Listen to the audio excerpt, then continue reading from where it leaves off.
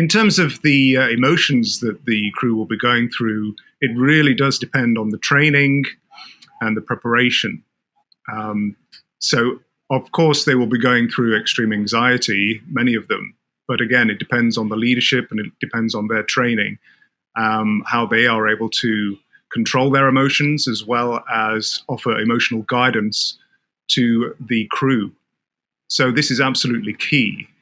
So in terms of the emotional breakdown or collapse, I'm used to looking at astronauts, and of course they have months in space, whereas this mission is just days.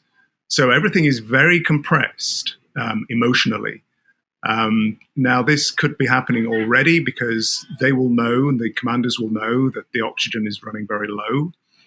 So it could happen quickly, but hopefully with the right leadership and right guidance from the pilot and the commander, they will be maintaining their calm. So in terms of the emotions afterwards upon rescue, it's different for different people. So some cognate missions in space, people have PTSD, which could last for hours, days, sometimes months and years. If we look at what happened with Buzz Aldrin or Lisa Nowak, the emotions were processed over many months and sometimes years. So one would not expect them to recover quickly. So, but I mean, of course, I hope that they do, but it is unlikely. So in terms of what the family and friends will be going through, they will be going through extreme anxiety. And in some ways, it is worse for them because there is absolutely nothing they can do.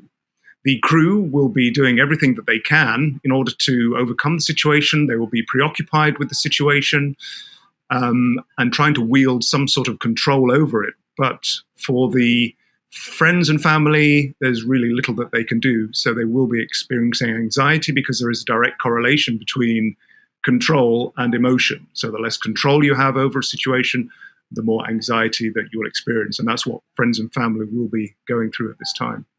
There is significant documentation of what has happened in space. But of course, the astronauts return and they're allowed to process their emotions through journaling, through psychotherapy and so forth. But this just is not an option at the moment. There is no time for the crew to do journaling. They can't talk to mission control. They can't talk to family and friends. They're absolutely isolated. Now, if you think of cognate missions like Apollo 13 or Salyut 7, it was possible to resurrect the situation through improvisation and through communications with ground control. But again, there is no communication with anyone, So this is really, really tough. So in terms of affecting future missions, we would hope that the organizations involved will learn a great deal from this. We've seen this happen in the 1960s with the Apollo missions when Gus Grissom and others lost their lives on the launch pad with a fire. And NASA knuckled down and changed a lot of safety protocols and procedures and training. So hopefully going forward, if this is to be more and more of a commercial venture to the depths of the ocean and the Titanic, that there will be more preparedness. And also in terms of evacuation, it is interesting to note that the space station, the ISS, can be evacuated within 6 hours.